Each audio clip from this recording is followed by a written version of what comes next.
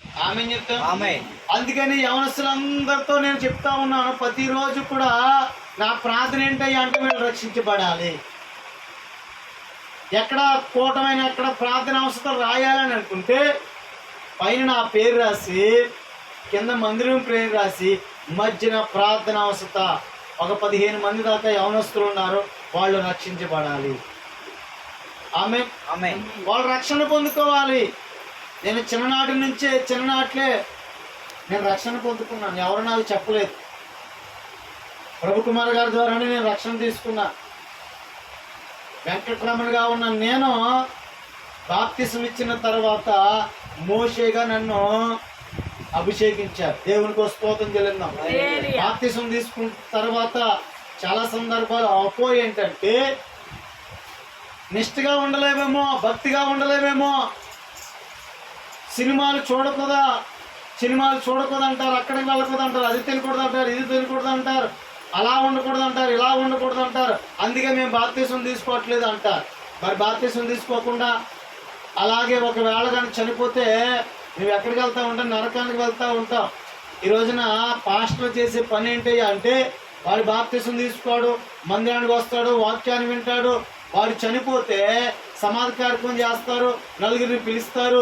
వాడు ఎంత భయభక్తులతో పెరిగాడు, ఎంత నిజాయితీగా ఉన్నాడు, నీతిగా ఉన్నాడని వాక్యాలు చెప్తూ ఉంటారు. ఎన్ని వాక్యాలు చెప్పినా వాడు రక్షణ పొందలేదు. ఆమె ఆమె మన కుటుంబంలో ఆడొక్కడే రక్షణ పొందలేదు. మరి పంతులు గారు వచ్చి ఈ కార్యక్రమాలన్నీ కూడా చేయాలి కదా, మరి వీళ్ళు చేయలేరు కదా. అందుకని పెట్టులో పెట్టి తీసుకెళ్ళిపోతారు. 3వ రోజున, 5వ రోజున, 7వ రోజున, 9వ రోజున ఆదరణ కూడక పెడతారు. ఆడి బాప్తిసం తీసుకోలేదు. పాస్టర్ గారు ఇప్పుడు ఆ బిడ్డ ఎంతగానో ఆ బిడ్డ దేవుళ్ళు ఎదిగాడు, వాక్యం చదివేవాడు, పాటలు పాడేవాడు, ఏమండి అన్నీ కూడా చక్క పెట్టేవాడు, సౌండ్ పెట్టేవాడు, అది పెట్టేవాడు, ఇది పెట్టేవాడు, అన్నీ చేసేవాడు. మరి అటువంటి బిడ్డను మనం కోల్పోయాం అని పాస్టర్ గారు కూడా వాక్యం చెప్తారు.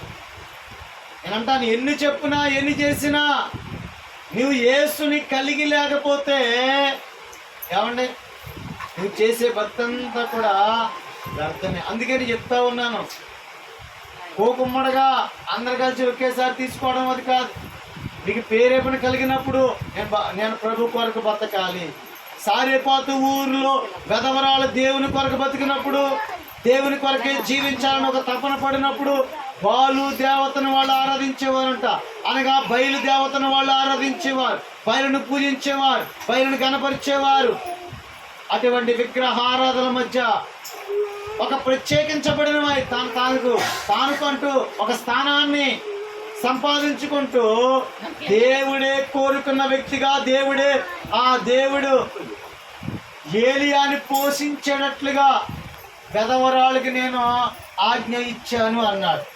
నువ్వు ఎవరింటికి వెళ్ళొద్దు, నువ్వు ఎక్కడికి వెళ్ళొద్దు. ఇదిగో నువ్వు కేరూతు వాగు దగ్గర నుంచి లేచి సారేపాతు ఊరిలోనికి వెళ్ళు. కేరుతు వాగు దగ్గర నుంచి సారేపాతు ఊరికి అనగా 160 మైళ్ళు. ఈ 60 మైళ్ళు ప్రయాణం చేసి సారేపాతుకు వచ్చి సారేపాతులో ఉన్న గౌని యొద్ద నిలబడి ఉన్నప్పుడు ఈ వెధవరాలు పుల్లలు ఏరుకోవడానికి వచ్చిందంట. ఎక్కడికి వచ్చింది? పుల్లలు ఏరుకోవడానికి వచ్చింది. అప్పుడు ఏలియా ఆమెను పిలిచి, అమ్మా ఇలా రా అన్నాడు. పిలిచిన వెంటనే ఆమె ఆ వ్యక్తి యొక్క అనగా ఏలియా పిలిచిన వెంటనే ఆ పిలుపుకు ఆమె లోబడింది. ఆమె చెప్తాం, ఆమె హల్లెలూయా. నేనే ఎందుకు రావాలి? నాతో నీకేం పని, నాతో నీకేం అవసరం అని అనలా. ఈమె వెధవరాలైనా ఈమెలో ఒక ప్రత్యేకమైన గుణం ఉంటా ఉంది. ఏలియా పిలిచినప్పుడు ఆమె వెళ్ళింది. వెళ్ళి ఏలియా అంటా ఉన్నాడు, అమ్మా కొంచెం నీళ్లు తీసుకురా అమ్మా అన్నాడు. నేను ప్రయాణం చేసి అలసిపోయాను, కొంచెం నీళ్లు తీసుకురా అన్నాడు. ఆమె నీళ్లు తీసుకొద్దామని ఇలా బయలుదేరి వెళ్తా ఉంది. అదే చేత్తో ఒక చిన్న అప్పాన్ని తీసుకుని రా అన్నాడు. ఏమన్నాడు? ఆమె నీళ్లు తీసుకురావడానికి బయలుదేరి వెళ్తా ఉన్న సందర్భాల్లో నువ్వు నీళ్లు రావడానికి వెళ్తా ఉన్నావు కదా, అదే చేత్తో ఒక అప్పాన్ని చేసుకుని తీసుకురా అన్నారు.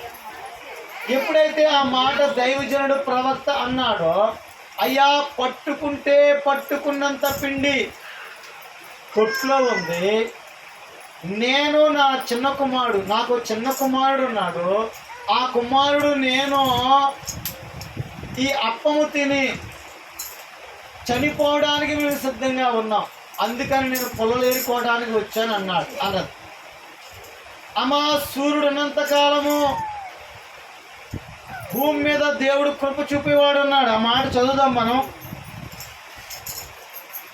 15వ వచనం. ఇశ్రాయేలు దేవుడు యెహోవా సెలవిచ్చి ఉన్నాడు అనెను. అంతలో ఆమె వెళ్ళి ఏలియా చెప్పిన మాట చెప్పున అతడు ఆమె ఇంట అనేక దినాలు భోజనం చేశాను. అతడు చెప్తున్న మాట అంటే 13వ వచనం. అప్పుడు ఏలి ఆమెతో ఇట్లనను, భయపడవద్దు, పోయి